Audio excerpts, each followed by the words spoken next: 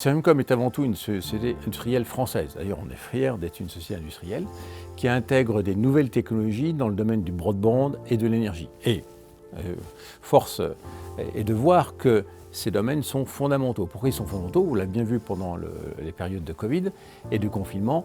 On avait absolument besoin d'accès à Internet. D'ailleurs, si on n'avait pas eu d'accès à Internet, je pense qu'un certain nombre de gens seraient devenus fous, enfermés. Des services vidéo, l'accès à l'eau, gaz, électricité, ça vous a permis de vivre pendant ce confinement.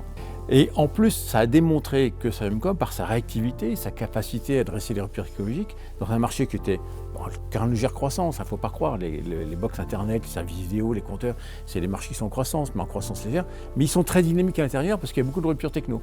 Et comme on est rapide, pour développer des nouvelles technologies, on peut gagner des parts de marché. Quand on gagne des parts de marché, on a plus de volume à faire et c'est bon pour les usines, c'est bon pour la Tunisie.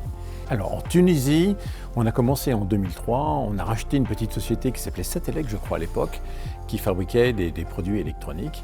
Et à partir de Satellec, on a construit progressivement des capacités de production. On a commencé par une usine à Benarous, qu'on a montée en effectif, qui atteint 2000 personnes. On a construit une deuxième usine à Ezara, qui fait aussi 2000 personnes. Donc un total de 4000 personnes dédiées à la production de produits électroniques.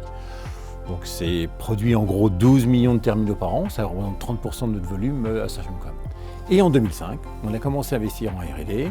Progressivement, on a investi dans un centre R&D, puis dans un deuxième centre, et depuis le 14 avril, on a ouvert un troisième centre de R&D.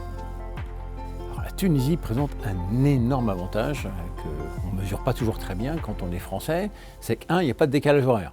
Donc ça, c'est assez fondamental.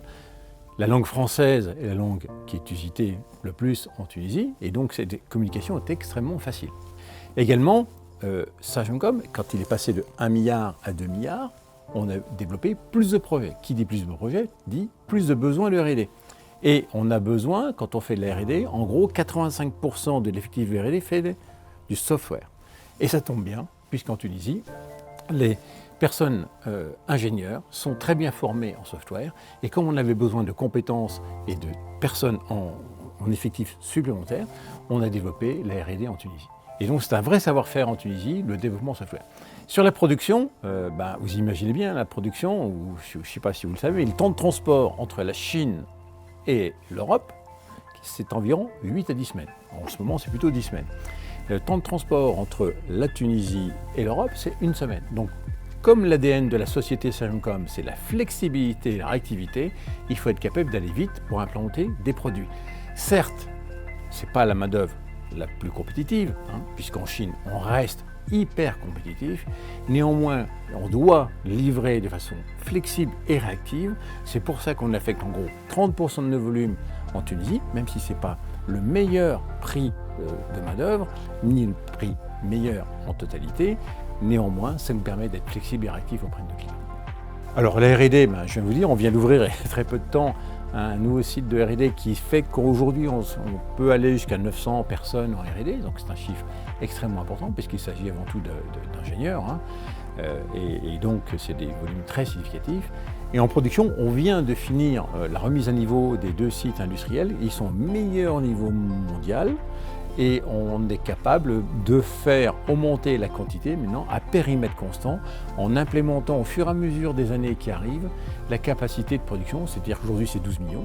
Si demain on va automatiser la montage, etc., on pourra passer de 12 à 13, à 14, à 15, puisque l'objectif de Sagemcom c'est de continuer à faire plus de chiffre d'affaires, plus de volume, et que la Tunisie représente toujours environ 30%. Voilà. Et donc on espère que ça va monter et pouvoir augmenter les investissements en Tunisie. Et donc il est important aujourd'hui également de dire que suite au Covid, suite à tous les aléas qui sont arrivés, il est évident que d'avoir également une unité de production tunisienne qui soit la plus autonome possible. Qu'est-ce que ça veut dire? Qu'il y ait le plus de fournisseurs possible qui ne dépendent pas de la Chine. De telle façon que l'autonomie de production de la Tunisie soit peu dépendante de la Chine. Alors tout ça c'est un peu théorique, néanmoins on ne cesse d'augmenter le pourcentage de produits qui ne viennent pas de Chine et qui sont intégrés en Tunisie afin de rendre la Tunisie la plus indépendante possible de l'Asie.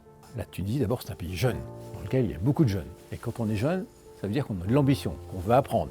Et quand on veut apprendre, on veut progresser. Et quand on veut progresser, forcément on le fait étape par étape. Et quand on veut progresser, quand on est par exemple en R&D, eh bien, au bout d'un certain temps, comme il n'y a pas forcément dans une pyramide, hein, une société c'est une pyramide, hein, et au fur et à mesure qu'on monte, il y a moins en moins de place. Et donc forcément, ça induit de la mobilité, ce qu'on appelle le turnover, c'est-à-dire que beaucoup de jeunes aujourd'hui, au bout de 3 ans, 4 ans, voire moins, bougent vers une autre société. Donc il y a beaucoup de turnover. Malgré qu'on met beaucoup d'efforts à implémenter des services, de la valeur ajoutée, de telle façon qu'on puisse garder nos salariés. Et malheureusement, il faut savoir vivre en Tunisie avec un turnover. Voilà.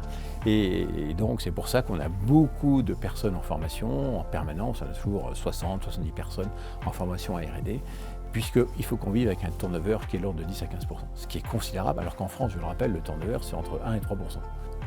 Également, on est dans un pays qui n'est pas le nôtre, de pas notre culture. Forcément, il y a des choses à comprendre, notamment à comprendre les rouages administratifs, les rouages douaniers, il y a beaucoup de choses à comprendre et il faut un certain temps. Et néanmoins, quand on les maîtrise bien, avec des personnels locaux, on arrive à maîtriser parfaitement notre fonctionnement local.